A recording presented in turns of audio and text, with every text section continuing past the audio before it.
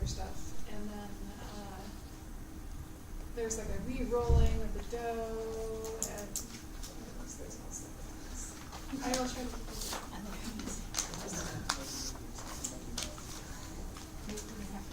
Oh, 10 people. Wait a minute. What time are you coming? Oh. Right at 4 o'clock?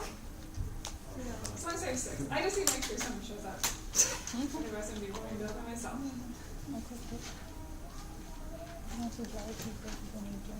So can I, someone can tell me where I'm going.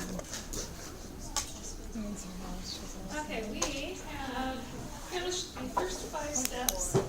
So steps 1 through 5, glycolysis is our stage 1, that's our energy investment, and so now we can move on to our steps 6 through 10, this is stage 2, and that is energy production.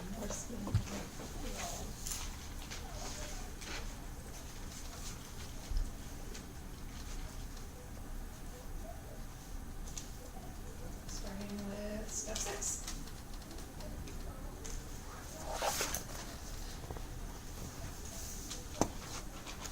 Oxidation and phosphorylation. Gap. And you need to remember that we have 2 of those now. For when we use that. Oh, this extra tricky.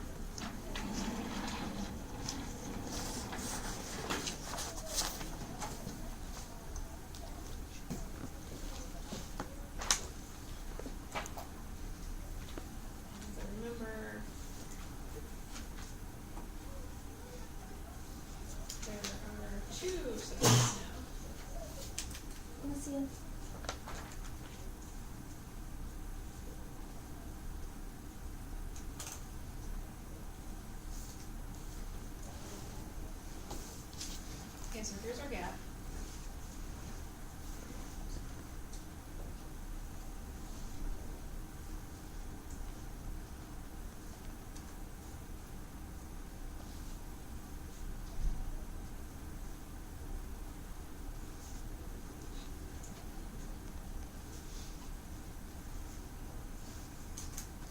And this is an oxidation.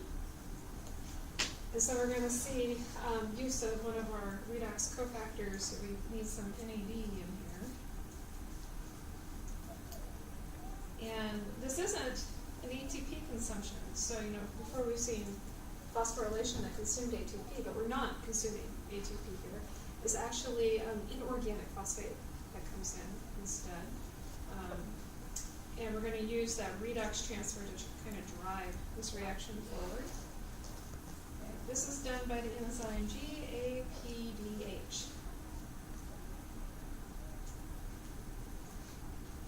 So remember that GAP is my glyceraldehyde phosphate.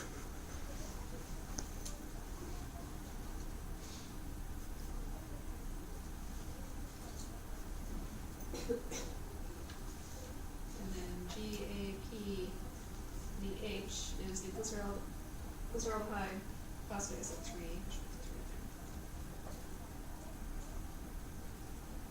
Glyceraldehyde, 3-phosphate dehydrogenase.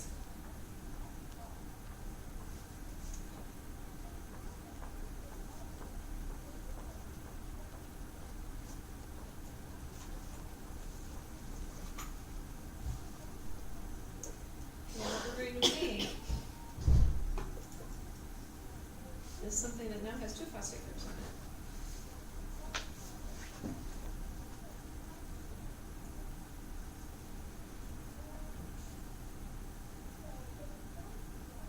And this is a 1,3-BPG.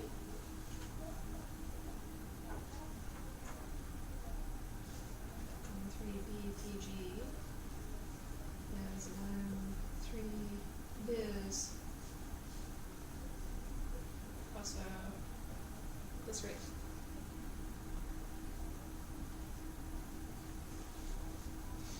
And we've seen BPG before. Way back. Chapter 7. Doing what? The hemoglobin. Hemoglobin, yeah. So it binds to hemoglobin and induces what?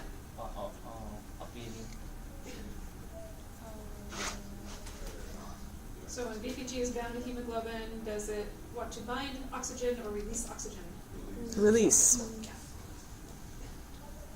Okay, so also just happens to be part of our glycolysis pathway.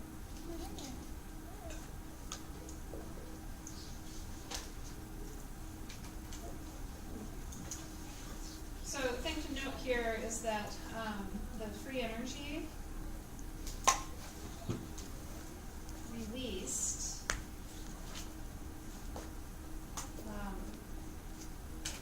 by electron transfer. So I'm actually, missing something on here. Hopefully there's some NADH SH plus component in there.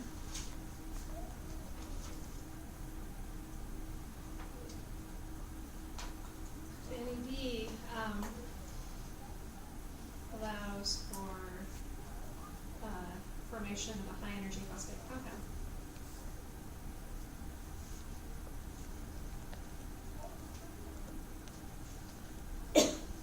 So one phosphate group is great. We can use one phosphate group to make some ATP down the road, but now we've got two, so we're going to be able to make two ATP down the road.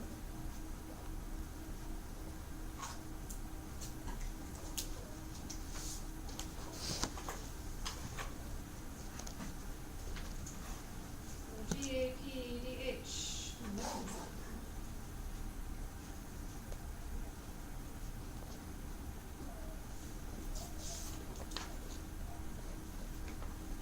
Has an active site cysteine.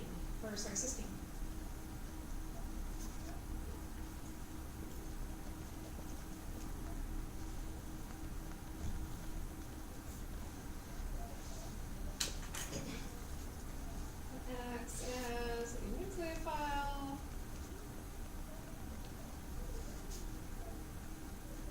To form an enzyme substrate complex. What type of catalysis? Covalent catalysis. And this is mediated.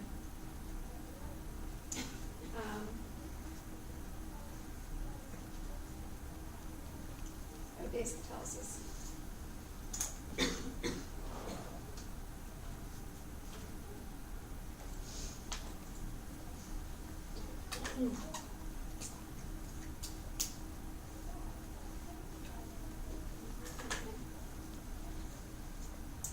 So this is our first step. We have our empty enzyme pocket, and then my glyceraldehyde phosphate comes in. And they aren't bothering to show the whole molecule here. They're just showing the aldehyde group in this set. But I have a cysteine in that active site, and sulfur can act as the nucleophile, but only if you've got a basic group over here that can help it along by moving it further, make it a good nucleophile. Okay? So I attack that carbonyl in the aldehyde, and then it opens up into a tetrahedral conformation. What kind of reaction is this? What kind of organic mechanism is this? Nucleophilic attack. So nucleophilic. Attack. Yeah, but I want more than that. So it's nucleophilic. It's what? Not an SN2. So SN1, SN2, you don't see those at carbonyls. SN1, SN2 is only for alkyl halides, or alcohols making. Me too. It is a substitute. Well, it's not actually it's not a substitution. It's an addition. Though the end result will eventually look like a substitution. But I have a nucleophilic attack on the methyl group that pops it open into a tetrahedral shape. That initially looks like an addition, except that now when I go to the second step, since my NAD is going to grab a hydride so that can recollapse, that is a nucleophilic acyl substitution, right? Because I had a leading group. So, yeah. Maybe just a reminder, right? Organic mechanisms, SN1, SN2. Nucleophile comes in, something leaves. If it's SN2, it's concerted. If it's SN1, you have a carbocation intermediate. So there are no carbocation intermediates here. Okay? And it only works if you have usually a carbon that is an sp3, where the leaving group is just one thing off the sp3 that leaves. You have eliminations, which I'm not going to go to here, but you've got these nucleophilic acyl type reactions. So you have two choices. It can be a nucleophilic acyl substitution, where after you open up to that tetrahedral intermediate, something leaves to reform the carbonyl. Or the other possibility is an addition, where your nucleophile comes in, you pop open to the tetrahedral intermediate, and then rather than the collapse back to the carbonyl, that just gets protonated. So those are the two possibilities. All right, so there's my NAD in my active site. It's going to snag that hydrogen and both the electrons in the bond with it. And then that's going to reform the carbonyl. But now look, I am still attached to my enzyme, so covalent catalysis going on. But carbonyls are great electrophilic sites, and now another nucleophile comes in, and so that's my inorganic phosphate. And inorganic phosphate is going to attack the carbonyl. And what they're not showing is that this has to happen again. I have to pop open into a tetrahedral intermediate. This is not concerted. Never would you see a substitution in the acyl group act concerted like this. But biochemists are lazy, and so they like to write out these mechanisms where they just assume you know that, and they just skip all the steps to show you the end result. So this is not going to be concerted. The phosphate will come in, it'll open up the tetrahedral intermediate, the carbonyl will collapse and reform, and that will cause now the sulfur to leave, and that's helped along by acid catalysis to help break that bond. And so that one will transfer, put a phosphate group on that carbonyl. Okay, so I've got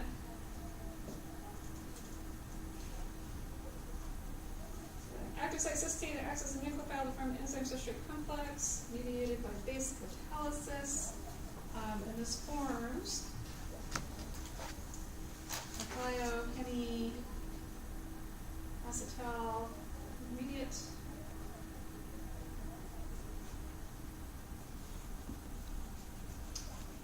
And then loss of your hydride to NAD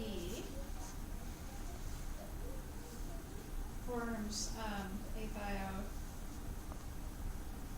This I'm going to scratch out the name. I'm going to call that, it's really, because it is fleeting, I'm going to call it more of a transition state. It's not something you can easily trap. But once that hydride leaves, then you form a thioester intermediate. And this is something that you could potentially trap, where you've got thioester formed from your substrate to the enzyme.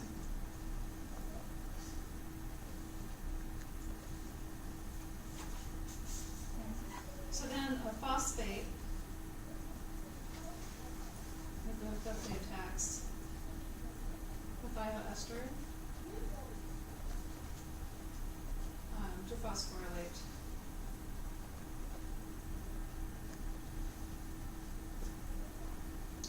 And then again it's going to be mediated by an acid catalysis.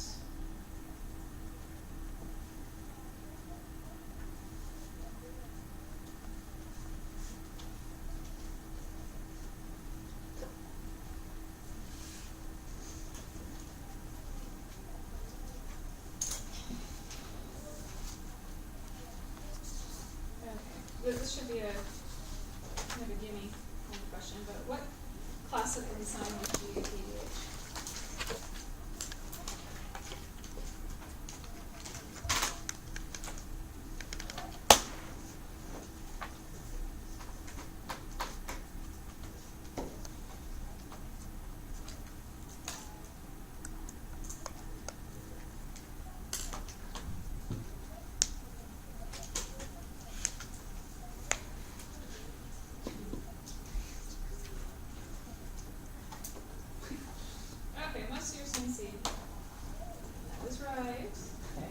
So if you see NAD, go to NADH, oxidative reductase. I don't care what else it does.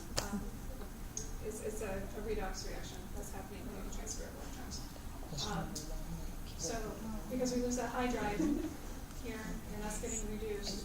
And technically, I am going from something that looks like an aldehyde here. That's not to something that is a carboxylate that has a phosphate group on it. So I'm getting oxidized, that's getting reduced.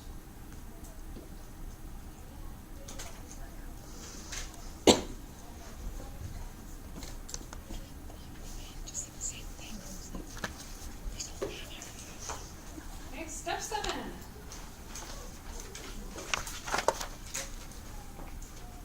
This is phosphoryl transfer from 1,3-BPG to make ATP.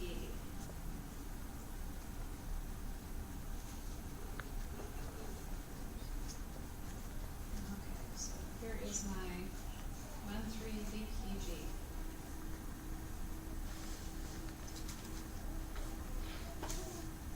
Sorry, should be fish protection.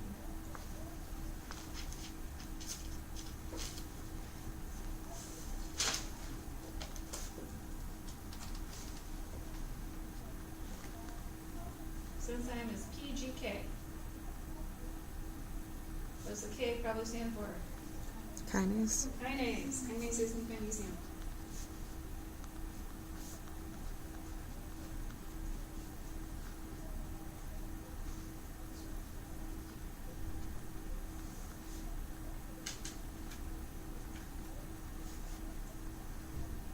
Okay, and so I'm losing that phosphate group off the number 1 position.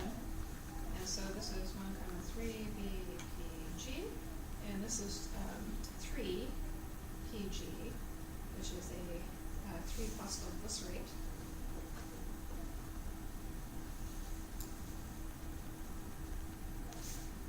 Okay, carboxyl group now, so it's a glycerate as opposed to an aldehyde group. So before we had a 3-glyceraldehyde. And PGK stands for phosphoglycerate kinase.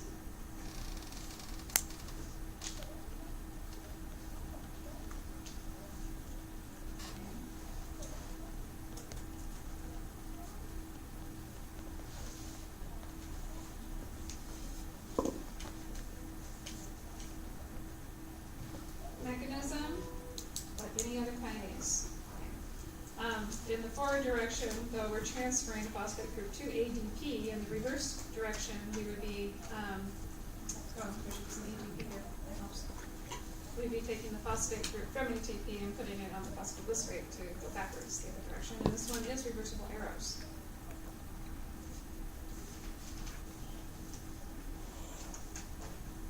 So the mechanism isn't any different than any other kinase. So this makes it a pretty short description. But yay, we need some ATP. How many ATP did we make? 2. Yep. So 2 ATP, because there are 2 BPGs.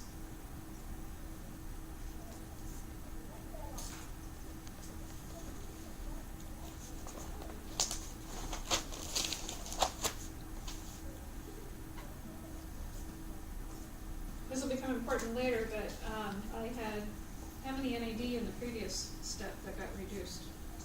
2. For the same reason.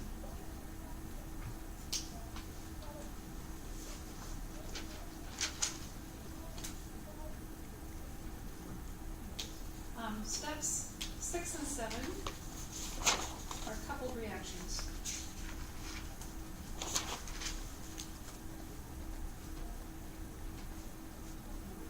So there's my GAP plus my inorganic phosphate. So this is my step 6. Plus the NAD, 1,3-BPG plus NADH.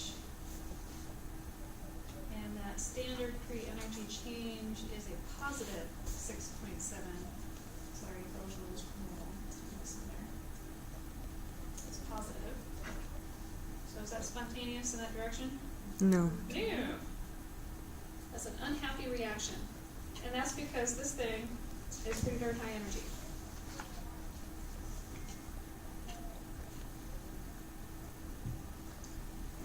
But then in step 7, we have our 1,3 BPG plus an ADP going to 3 PG plus ATP. And that delta G is a negative 18.8 kilojoules per mole. That one is happy, and if they're coupled together, you just add them together. So my overall free energy change for the coupled steps is a negative 12.1 kilojoules per mole. Without step 7, step 6 won't happen.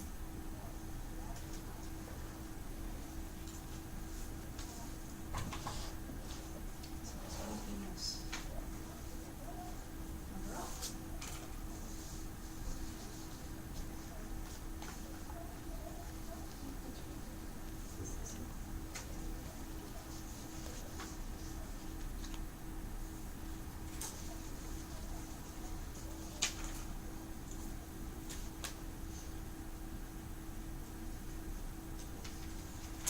Step number 8.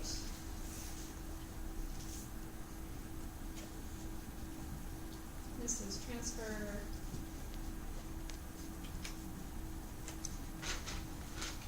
phosphoryl group.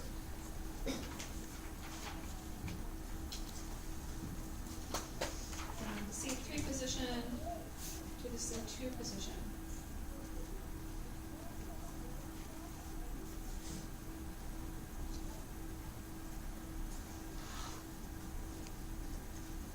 Okay, so right now our glycerate still has one phosphate group, but it's on C3, and that's the wrong place for us to kind of continue. We need it to be on C2.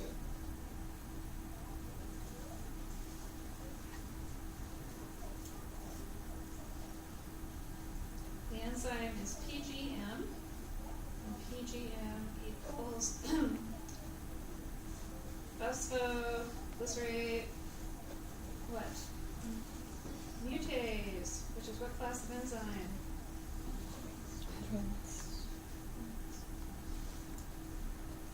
Out of my 6 classes, which one is it? Okay, let's draw the product. Isomerase? Is isomerase? That's not the product. Isomerase. There we go. Here. Because that's where the noise this technically takes it from a different. That's It's not third the phosphor energy group it starts on, it's a different phosphor group, so is it really nice on this? Her molecular formulas would be the same as if they are So technically mutase is one of the subclass names for isomerase. Transferase. So even though we're transferring a phosphoryl group, it's not a transferase because it's all internal. It's just the group that we're moving internally from the C2 to the C3 position. So there's an isomerase that does that.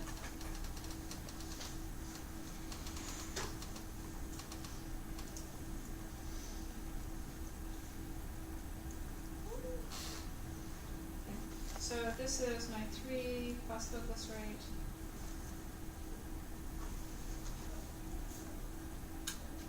this is now my 2-phosphoglycerate. And if you want to abbreviate those, this is going to be like a 3-PG and a 2-PG.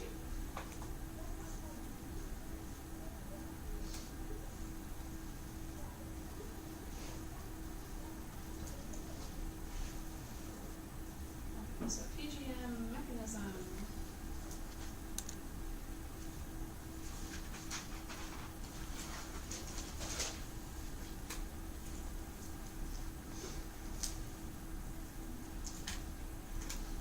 Similar to kinases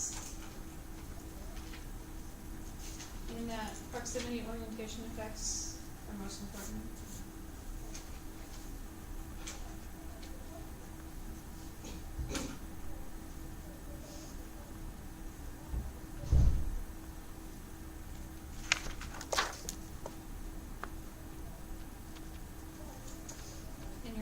site contains a phosphorylated histone.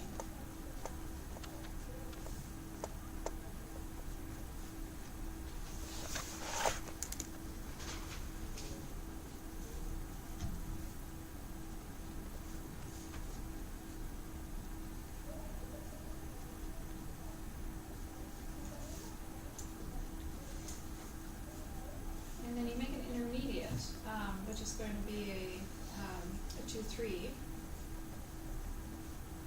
Let me see, 2,3 bisphospho.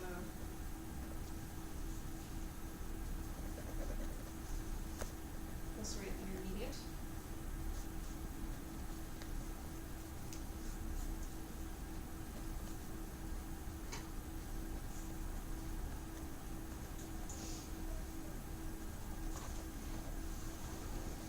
And it's basically just a phosphorylation of one site and then a dephosphorylation of another site. So this is the easiest mechanism that we do. Here's my histidine, here's phosphorylated, my 3-PG comes in, there's the phosphate group in the number 3 position, and this, well technically this is your nucleophile, right? And it can attack the phosphate, and then that ends up being the leaving group, the histidine is the leaving group. And so then I end up with 2 phosphate groups on here, and then histidine comes right back and accesses the nucleophile, and it's going to attack that phosphorus here, and then the rest of the substrate is the leaving group, and I just swapped phosphate groups. Question? Does this mean have a preference for that third carbon phosphate? Um, Or is it just kind it- of push out the edge? Well, so this is all reversible. So all these are double-headed arrows, so you can go back and forth between the 2 and the 3, but its specificity will be based on how the 3-PG binds into the pocket.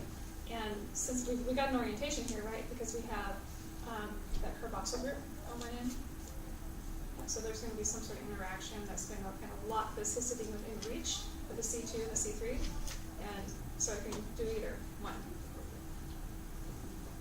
Yeah, there's nothing to stop us from going backwards.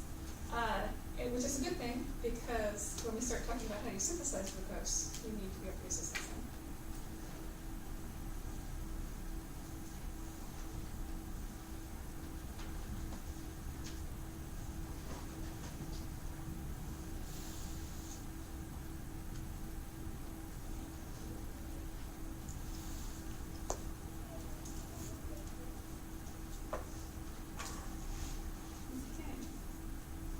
So again, those are just a whole bunch of nucleophilic phosphorylated substitution reactions.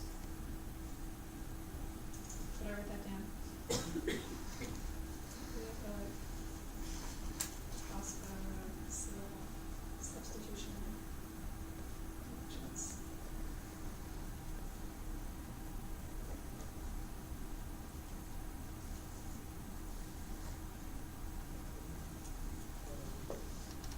Number 9.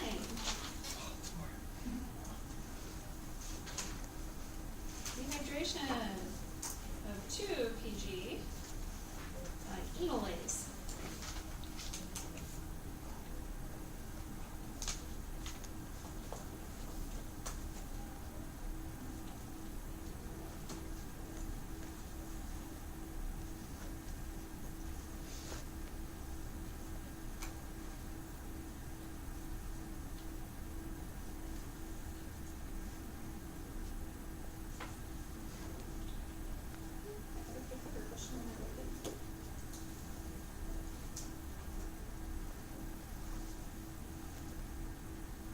Okay, dehydration. What's happening? Removal of the water. Removal of water. Where can I get a water off of this? The alcohol. I'm gonna take an OH and an H. So here's an elimination reaction. I shouldn't have drawn that as a picture. I should have seen it. I will.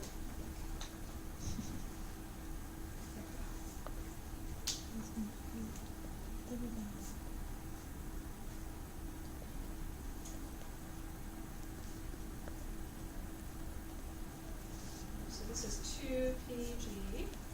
This is PEP, which which is a phosphoenol pyruvate.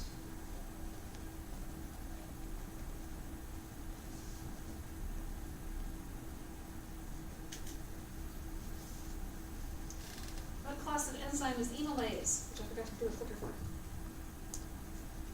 It's lyase. Because I could maybe give you the other question. Is it lyase that takes the front of the bond?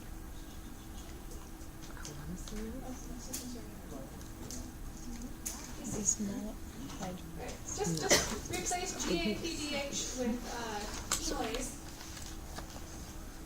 And what class of enzyme is that? Oh my god, I just turned it off.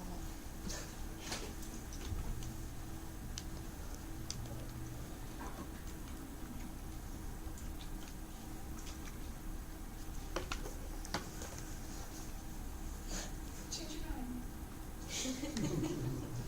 Okay, hydrolases are breaking bonds with water. What do lyases do? Make bond, double bond. Lyases are elimination or addition reactions. So this one is a lyase, elimination.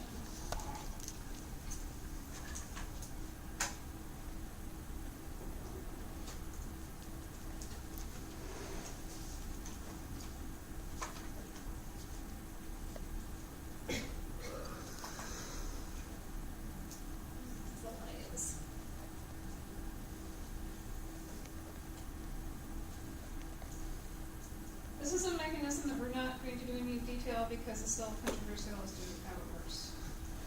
But it does require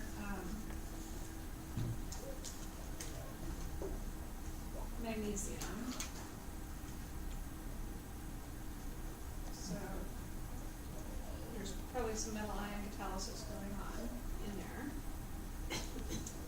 And it's most likely needed to bind substrate. I guess.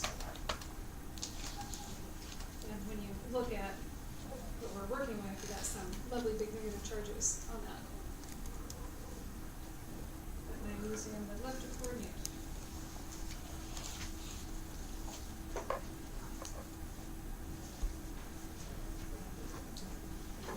Last step? Yes. Step number 10.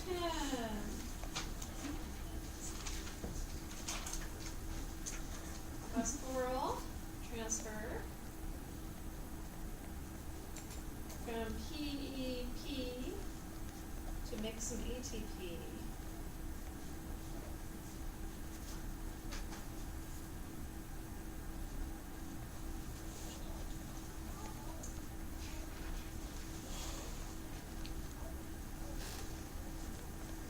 So here's my PEP. And I need some ADP to transfer it to get things so I can balance the proton in there. And I'm going to do a big arrow to the right, little itty bitty arrow to the left.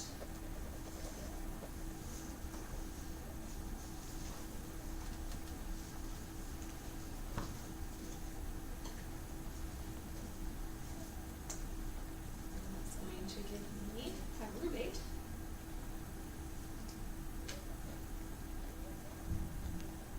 Also ATP.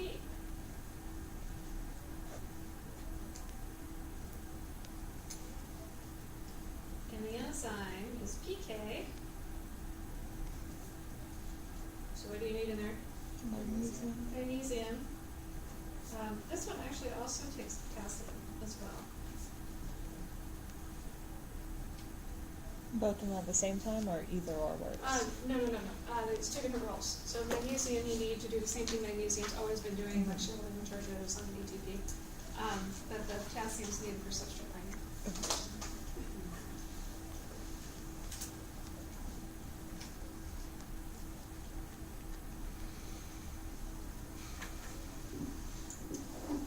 So the mechanism, this involves phosphoryl transfer, and this is similar to other kinases.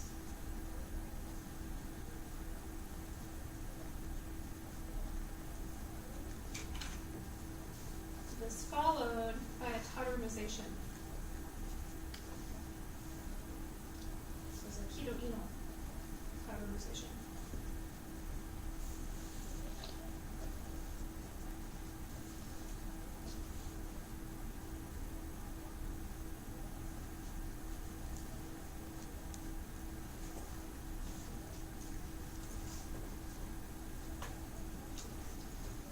And so ADP is the nucleophile here.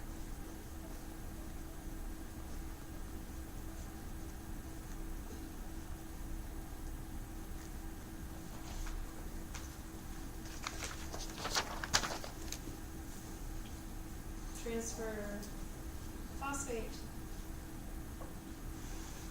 on C2. And again, this is just going to be another nucleophilic phosphosyl substitution. That happens.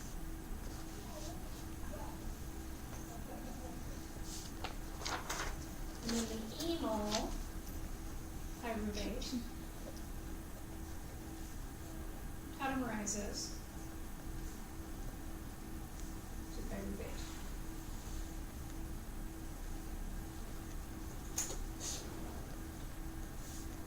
As you may remember, or you may not remember, that between the keto and the enol form, which is more stable, the Keto? keto form, pyruvate is the keto form.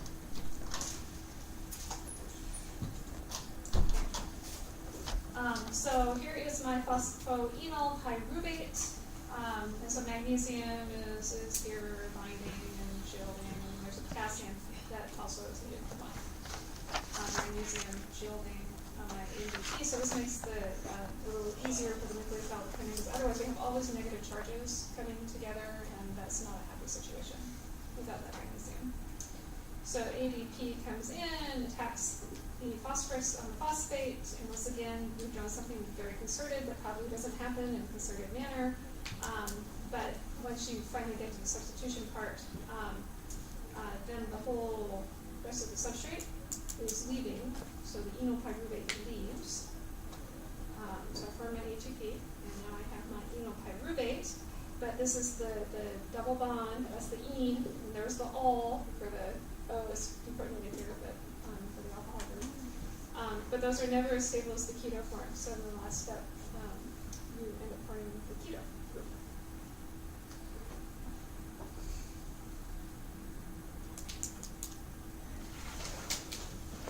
So I need to read.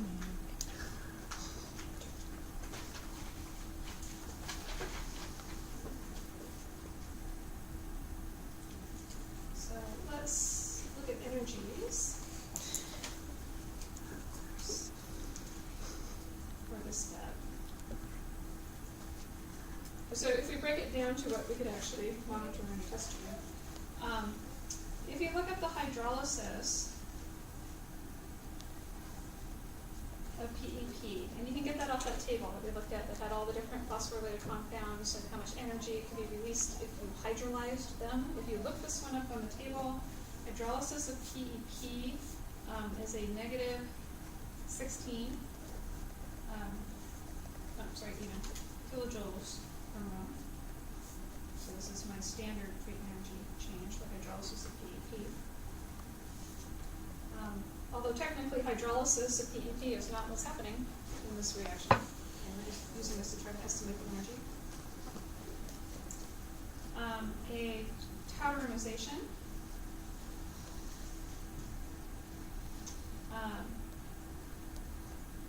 of the enol pyruvate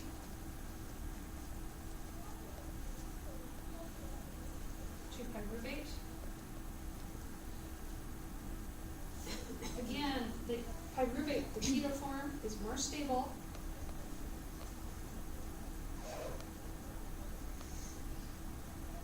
And it is significantly more stable. It is more stable by 46 kilojoules per mole. So just doing that tautomization releases 36 kilojoules per mole of free energy. Okay, so overall, I'm looking at negative 61.9, and I don't know how that adds that's up somewhere I left off a 9. Or I left off must be 15.9. I'll need to get that data. Yeah. Is it 15.9? Or 45.9. 45.9? Something point nine. It's all rounded, it's not terrible. Why don't I just, like, use the same numbers to fix? Minus 62 kilojoules per mole.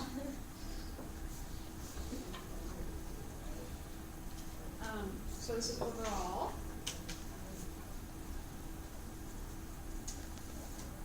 Release that much energy. Okay. How much energy is needed to synthesize ATP? Oh, my pen's gonna die.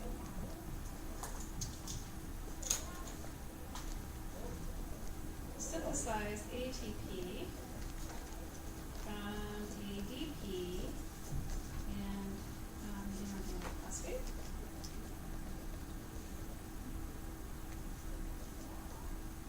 And that's something you can also get off that table. So we know the hydrolysis of ATP releases how much energy?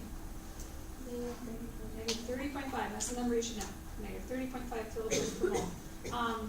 So I know that if I want to go back the other way and I want to put that phosphate group back on the ADP, that's going to require positive 30.5 kilojoules per mole.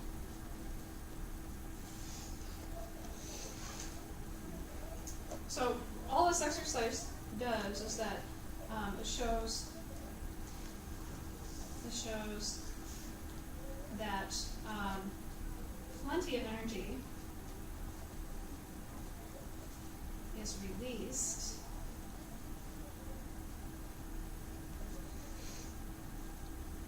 in step 10 to allow for synthesis of ATP.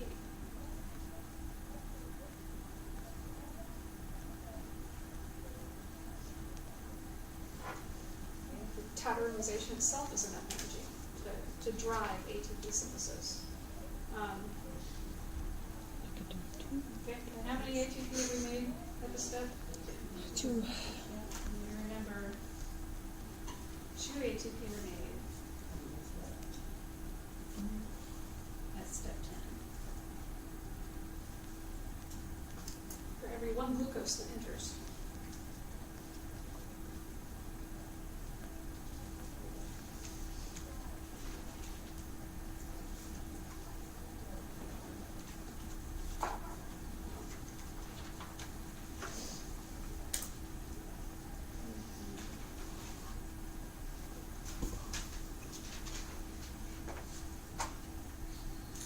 All 10 steps. Oh, this is so bad. I took 2 days to go through them. Here are my steps. So hexokinase, all the way through pyruvate kinase. Steps 6 and 7 are shown together because they are a couple reactions, and we're looking at free energy changes, standard state conditions, and then estimated free energy changes in the cell. My control points, or my potential control points, are the ones that are likely large free energy changes and irreversible. And I have 3 potential spots, and that is the hexokinase, the phosphofructokinase, and the pyruvate kinase, because those are the ones that have the most negative changes in free energy. We're ignoring this one at the moment because that one already had to be coupled with something to get 6 to go forward. If you look at it this way, you can see the drops in terms of how much energy is being given off. So step 1 again is a big drop, step 3 is a big drop, and step 10 is a big drop. And between all those, I already told you which one actually is the rate limiting step, and it was 3. number 3. Okay, so step 3, if my phosphofructokinase is my rate limiting step, that is my control point.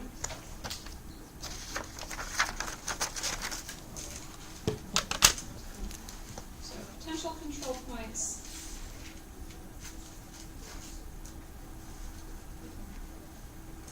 We'll have large negative delta G's.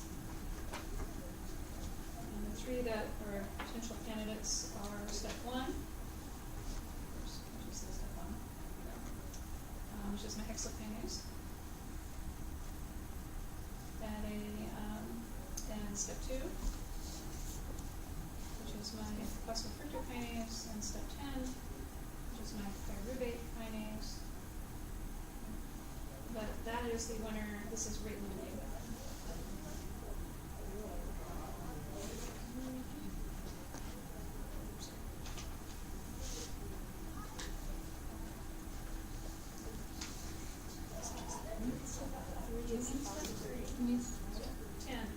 Oh, sorry, 3. I started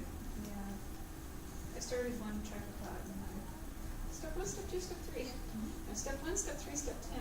We have 1, 2, and 3 phosphotriplicates.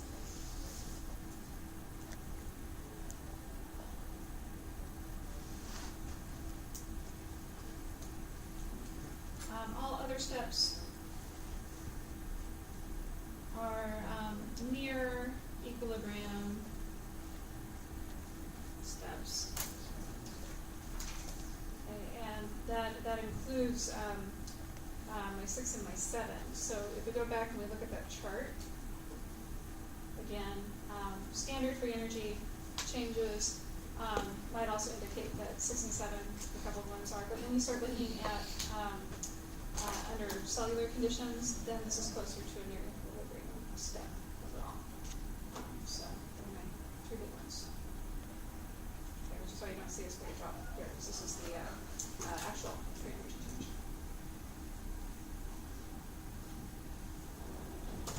Okay, so step number 3 is my control point, which means phosphofructokinase has to be regulated somehow.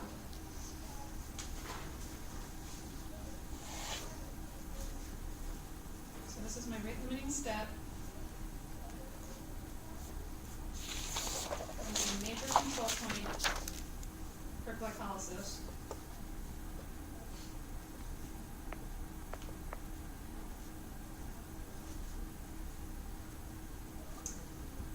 And it is controlled by both allosteric control and by substrate cycling. And later we'll see that the substrate cycling is actually controlled by kinases and phosphorylation of different enzymes to activate and inactivate. But that's indirectly. Directly, phosphofructokinase is controlled by allosteric control and substrate cycling. Okay, so I'll start with allosteric. And we did briefly talk about this before. This enzyme has 2 conformations. It has a T state, and it has an R state. And so my T state is inactive, and my R state is active. And so I have both inhibitors and activators that can allosterically control which state I'm in for this enzyme. So inhibitors,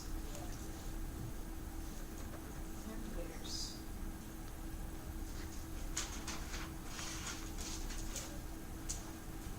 What was my inhibitor? ATP. We have lots of ATP, we don't need to make more, then we're going to stop glycolysis. So ATP was my inhibitor. What was the activator? AMP. But it's also, that's the big one, but it's also ADP for the same reasons. And then something that we're going to talk about more later, which is fructose 2,6 bisphosphate. That's different from the fructose 1,6. Fructose 1,6 is part of the glycolysis pathway. Fructose 2,6 is an allosteric activator of the pathway. Okay, so this binds and shifts PFK to T. If any of these bind, it's going to shift PFK to R.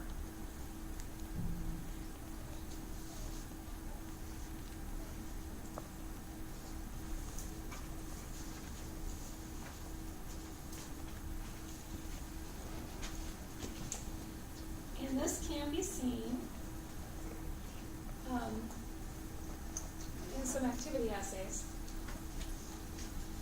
So on my y-axis here, this represents the PFK activity. And then over here is the amount of substrate I had present. So if I increase the amount of substrate, what happens to the rate for the enzyme?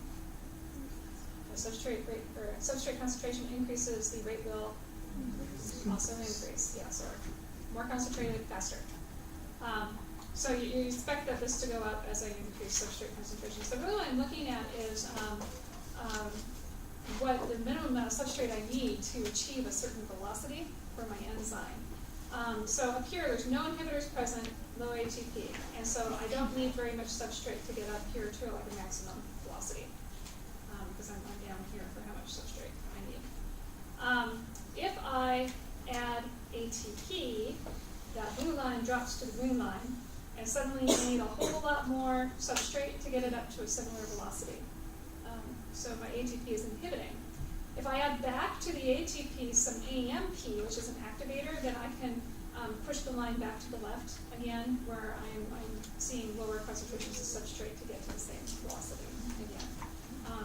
So ATP is an inhibitor, AMP is an activator, and it's all in equilibrium as to how much activity we see. We've run out of time for the substrate cycling, so I'll have to wait until the next time.